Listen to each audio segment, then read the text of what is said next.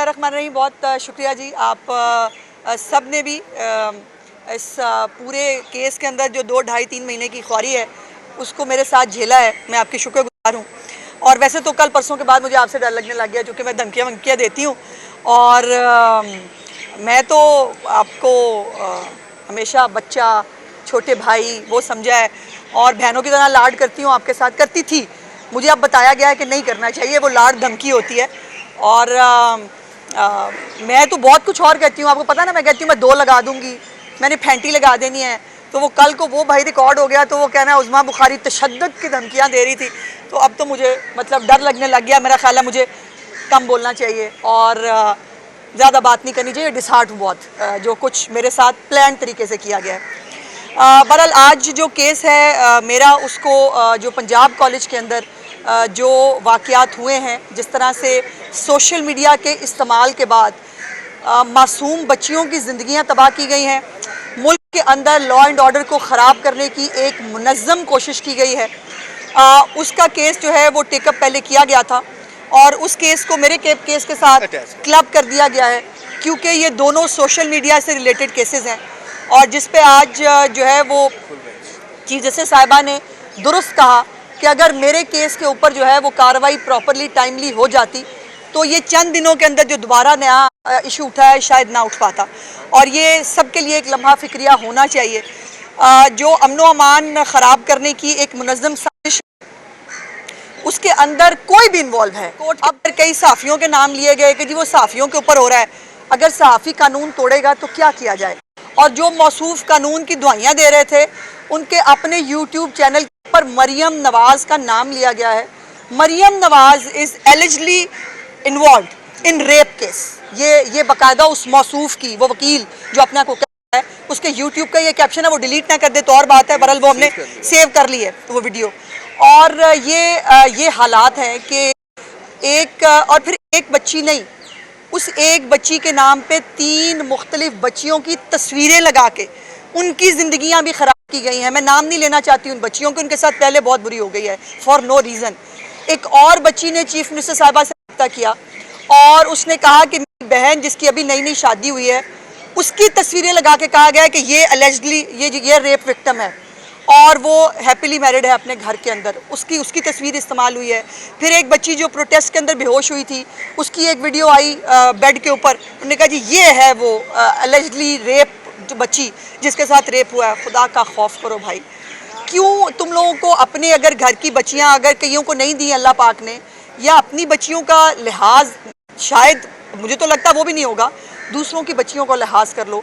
अपनी सियासत के आगे इतना क्यों गिर रहे हैं? और मेरी रिक्वेस्ट है उन वालदैन से जिनके बच्चे ईंधन की तरह इस फसाद के लिए इस्तेमाल हो रहे हैं। मुझे कल बहुत तकलीफ़ हुई कि जब मैंने मुख्तलिफ वो फुटेजेस देखे जिसमें वालदैन बाहर पुलिस स्टेशनों के बाहर खड़े रुल रहे हैं और वो रो रहे हैं और उनको नहीं पता कि उनके बच्चों ने क्या क्या कर दिया है। जिस तरह से प्रॉपर्टीज़ जलाई गई हैं, बिल्कुल 9 मई पार्ट 2 वाली लूटमार की गई है। वहाँ पर स्कूलों और कॉलेजों के बच्चे जो हैं वो लैपटॉप लूट रहे हैं, वो डेस्कटॉप लूट रहे हैं, वो चीज़ें लूट रहे हैं, फिर वो खुश हो रहे हैं जैसे बहुत बड़ा एडवेंचर किया है। ये क्या सिखा दिया हमने अपने मुल्क के यूथ को? ये हमने क्या हाल कर दिया इस मुल्क का? और अभी भी वो जो एक तरीके फसाद पार्टी है जो आज मासूम बनने की कोशिश कर रही है, बाकायदा उनके ऑफिशियल ट्विटर हैंडल से, उनके फेसबुक हैंडल से कॉल्स दी गई हैं कि तलबा आप शामिल हों, हम आपके साथ हैं। और अब तो वो भी जो अपने आप को साफ़ी वो कह रहे हैं बगावत फ़र्ज़ हो गई है। जो अपने मुल्क के ऊपर बगावत को फ़र्ज़ करार दे रहे हैं, उनको ना पूछा जाए, उनको ना देखा जाए, इस मुल्क को आग लगने दें। और ये जो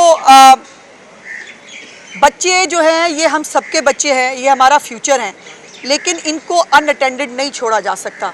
पेरेंट्स अपनी ज़िम्मेदारी पूरी करें, जो टीचर्स हैं वो अपनी ज़िम्मेदारी पूरी करें, मीडिया अपनी ज़िम्मेदारी पूरी करे।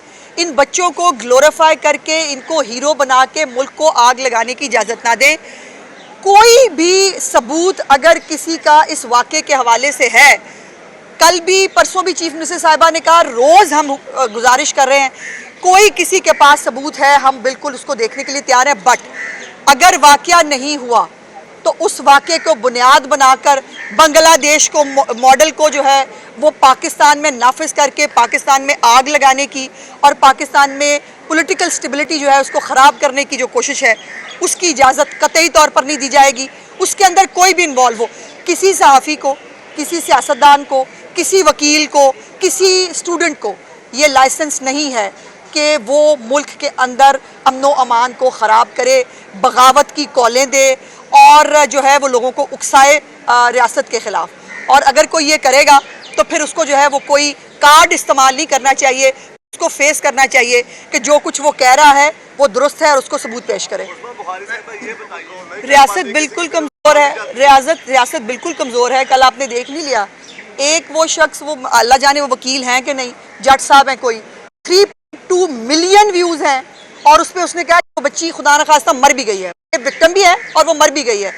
कल उसको मतलब खूबसूरत तरीके से एक बड़ा घन गरज के साथ उसको मुकदमे से ही डिस्चार्ज कर दिया गया। यही हरकत 9 मई के मुकदमात में भी हुई थी कि बजाय के ऊपर कोई इन्वेस्टिगेशन होती, कुछ होती, मुकदमे ही डिस्चार्ज करने नया मुल्क में रिवाज निकल आया हुआ है और वो हुआ है। अब वो इंकरेजमेंट है, जो मर्जी करो, डॉलर भी आएंगे, व्यूज़ भी मिलेंगे, मुल्क में आग भी लगेगी, वाह वाह, मतलब जो है वो अच्छा रौनक मेला लगा हुआ, ये रौनक मेला इन लोगों को। देखिए मैं किसी की नहीं ऐसा नहीं है, मैं बिल्कुल किसी गलत स्टेटमेंट को जो है वो बिल्कुल ओन करने के लिए तैयार नहीं हूँ।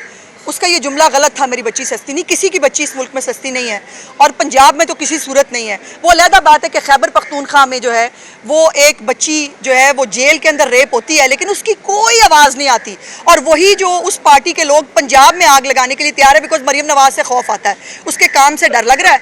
लेकिन खैबर पख्तूनख्वा के अंदर बच्ची रेप हो गई है तो उसके ऊपर हमारे होंठ सिले हुए हैं। बच्ची कहीं पर, वो खैबर पख्तूनख्वा में भी अगर उसके साथ ज्यादती हो रही है, वो हमारी बच्ची है, उसको सपोर्ट करना हमारा फ़र्ज़ है।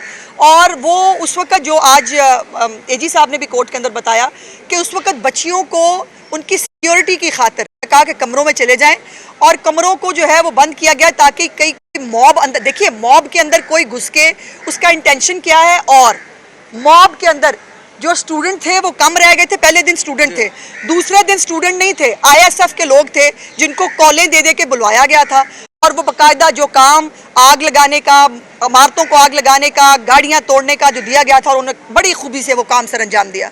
देखिए आप थे उस दिन वहाँ, अच्छा आप सब लोग में से काफ़ी लोग थे और मैंने ये बात आज भी की, मैं बहुत तकलीफ़ है मुझे कि जो लोग नहीं थे उनको ये अल्लाह पाक का इख्तियार भी मिल गया है कि वो नीयतों के हाल भी जानता है। मेरी गलती है कि मैं इन सबको, बेटा, भाई, बच्चे, और ये तो मैंने कहा कि मेरी तो आदत है कि जैसे बड़ी बहनें नहीं लाड करती, तुझे मैं ठीक कर दूंगी, तुझे मैंने 2 लगा देनी है। तो मुझे तो अब ये फिक्र लगी कि किसी दिन वो निकल आया तो मैं तो कोई गुंडा साबित हो जाऊंगी कि मैं, लेकिन मुझे अफसोस हुआ कि मेरी मुझे कहा गया मेरे घर में भी कि आप इतनी फ्रैंक क्यों होती हैं, आप क्यों इनकी अम्मा बनती हैं, आप क्यों इनकी बड़ी बहन बनने की कोशिश करती हैं, मत करें, वैसे रहें जैसे एक वो एक तरीकाकार है शायद बहुत आकड़ में रहने वाला, वो मैं ऐसा बंदा हूँ नहीं। और ये सब लोग जो बहुत सालों से मुझे जानते हैं, अल्लाह पाक ने मेरे अंदर ना पहले कल गरूर रखा था ना आज है, और मैं अब भी अपने केस के साथ साथ जो रूडा के अंदर आपका केस फंसा हुआ है जिसको मैंने आज फिक्स कराया है अर्ली हियरिंग के लिए, मैं उस कोर्ट में जा रही हूँ। मेरे से जो हो पाएगा मैं करूँगी, लेकिन जो है वो मुझे आप लोगों से बात करते हुए लगेगा कि पता नहीं मेरी किस बात को जो है कराची, इस्लामाबाद में बैठ के लोग जो है वो क्या ले लेंगे। इनसे पूछे इनको मैं कितनी धमकियां देती हूँ। और आज जब मैं आई सुबह तो मैंने इनको कहा, मैंने कहा खबरदार, मुझे किसी ने आपा कहा, फिर मैंने कहा ओहो हो भाई, ये खबरदार जो है ना वो मेरी माफ़ी मकबूल कर लेना, ये खबरदार फिर धमकी हो जाएगी। बहुत